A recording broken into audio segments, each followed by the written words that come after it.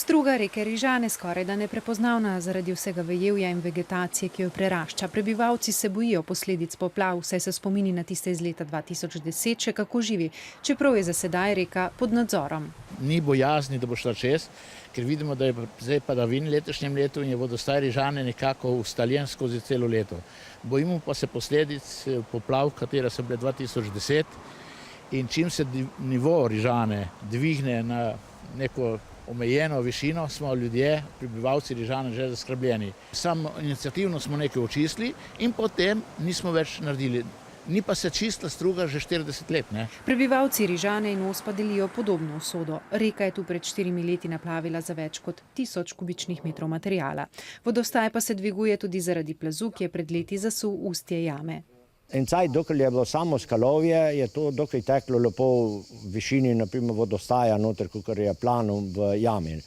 Pole je začelo počasi nanašati ta prot in razno vejevje in se vodostaj v jami dviguje. Ampak vsako drugo, tretje leto je bila reka očiščena, skozi ne samo tle, dol do italijanske meje je bila narejena. Zdaj pa od 91. leta mi ne vidimo ljudi, ki bi prišli več tu delati. Kar naredijo ljudje sami, pri svojih njiv in drugo je prepuščeno sami sebe. Ob tem so se svarili pred zaščitenimi vrstami oglasili še naravovarstveniki in ribiči. Pozivi na pristojne službe pa se vrstijo. Če bomo počakali še 40 let, bo struga prišla do vrha in potem bo tekla ven.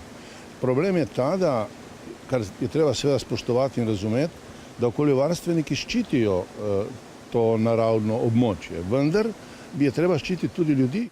Denar z Ministrstva za okolje in prostor bo odslej pritekal še počasneje, saj ga bo več kot za pol manj.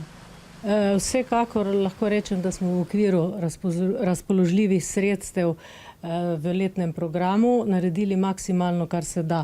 Namreč za območje 10 občin, ki jih pokriva oddelek Koper, je namenjeno 544 tisoč evrov, od tega polovico sredstev za strokovne naloge in drug del za izvajanje vzdrževalnih del na terenu.